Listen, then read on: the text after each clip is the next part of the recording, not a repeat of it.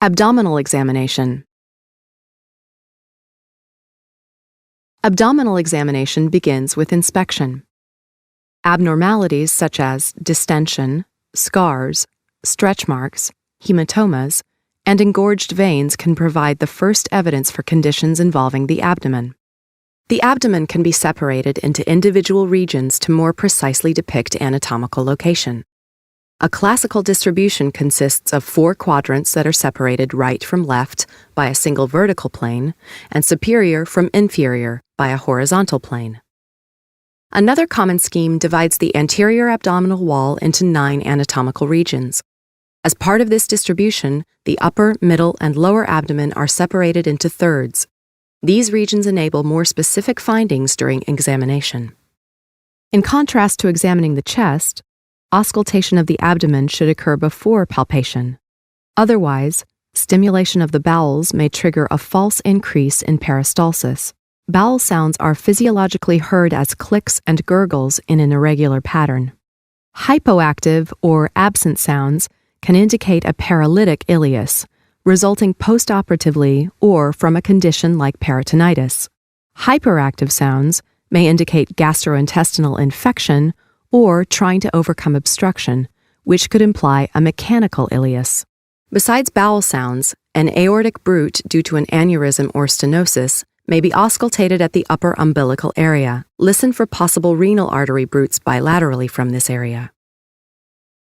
Assessing percussion sounds is helpful in determining the size, position, and density of abdominal contents. Solid organs, fluids, or tumors lead to dull sounds that may sound similar to percussion sounds of the thigh. In contrast, the percussion sound of hollow, air-filled intestines is more drum-like in nature and is therefore known as tympanic or tympanitic. Tympanitic sounds are even more extreme in conditions involving the accumulation of excess gas within the bowels, as seen in abdominal bloating. A distended abdomen has various causes, including adiposity, bloating, a tumor, or ascites. In addition to percussion, being able to form a belly fold may help in determining the cause. Physiologically, the examiner should be able to form a small belly fold. In contrast, in patients with massive ascites, it would be difficult or not possible to do so. The most reliable clinical sign to detect ascites is checking for shifting dullness. If a patient with ascites is lying supine, fluid accumulates in the flank regions, leading to dullness on percussion. At the same time, the air-filled bowel loops are forced upwards by the free fluid due to buoyancy, resulting in tympanitic percussion. To locate specifically where dullness shifts to tympany, or the air fluid level, percussion should be performed from the sides towards the middle. To confirm that the dullness is caused by ascites, ask the patient to switch to a lateral decubitus position. If ascites is present, the air-filled bowel loops will shift accordingly and remain at the surface of the fluid. As a result, the air fluid level will shift as well. This is known as shifting dullness.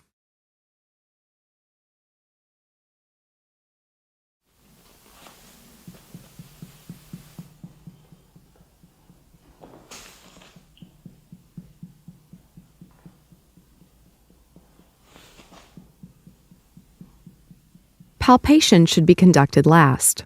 It can be uncomfortable for some patients, causing them to tense up. To help relax the abdominal muscles, you can try distracting patients with a conversation or asking them to breathe deeply. To prevent the patient from tightening the abdominal muscles, otherwise known as guarding, it is important to begin palpating at a point far from any painful areas and to avoid using cold hands. Begin by shallowly palpating the surface. Doing so may already elicit involuntary guarding that could indicate peritonitis. Pay attention to the patient's expressions, such as flinching, as they may help in interpreting pain. Now continue by systematically palpating deeper to assess the abdominal organs. Take note of any pressure pain, rebound tenderness, or abdominal masses. Palpating a normal-sized liver is sometimes difficult, It usually extends beyond the rib cage in the area of the right midclavicular line and traverses the epigastric region. Even in this region, the liver can only be felt through deep palpation. Start the examination by asking the patient to exhale. Afterwards, as the patient is inhaling, slowly slide your fingers towards the right rib cage so they are near the liver's edge. When the lower liver edge is felt, its surface structure, consistency, and size can be evaluated. Since a severely enlarged liver can extend as far as the lower abdomen, palpation should start further down in the right lower quadrant. If necessary, bimanual palpation can help locate the liver in patients with a larger abdominal diameter. Another possibility to determine the size of the liver is the scratch test, although its reliability and precision remain controversial. One method is to place the stethoscope on the chest just below the xiphoid process. Lightly scratch the abdominal skin in the right lower quadrant with a fingernail, parallel to the expected liver border. The air-filled bowel loops under the fingertip poorly transmit the sound waves to the stethoscope. Proceed with the scratch test by gradually moving cranially towards the rib cage. The transition from bowel to liver tissue, through which sound waves can travel more intensely, is notable for a sudden increase in loudness of the scratching and marks the lower liver border. Continue the scratch test further upwards until a sudden drop in loudness is observed, marking the transition from liver to lung. This is where the upper liver border is located. In this patient, percussion, palpation, and scratch test reveal a physiological liver size. The craniocaudal length of the right liver lobe in the midclavicular line is around 10 centimeters.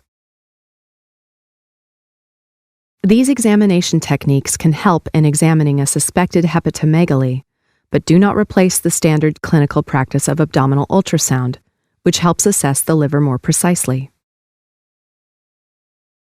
Assess the gallbladder next, which should only be palpable in a pathological state, for example, if hydrops is present. Palpation takes place somewhat medial to the midclavicular line below the right rib cage. Evaluating for tenderness on palpation is important since it may indicate cholecystitis. Cholecystitis can also be evaluated by testing for a positive Murphy's sign. To test this sign, first ask the patient to exhale while palpating the gallbladder area medial to the midclavicular line. Now, instruct the patient to take a deep breath so the gallbladder is pushed down and against the examiner's fingertips as the lungs expand. If cholecystitis is present, the patient will experience a sharp and sudden pain, causing an abrupt halt to inhalation. This reaction is known as a positive Murphy's sign. The spleen is generally not palpable in healthy adults. A pathologically enlarged spleen is palpated under the left costal margin during inspiration, as the inferior edge descends to the examiner's fingertips. If an enlarged spleen is already suspected, palpation should begin further down. The examination may be facilitated by gently lifting the left flank of the patient ventrally.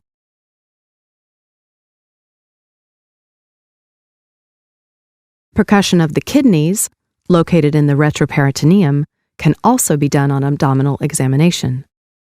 Keep in mind that the upper pole of the left kidney can be found at the level of the 12th thoracic vertebra. Because of the liver, the right kidney lies around 3 centimeters lower than the left. Careful percussion of the flanks in the lower rib cage area should not elicit pain in a healthy patient. Pain on percussion, however, should raise suspicion for a pathological process, such as pyelonephritis or urolithiasis.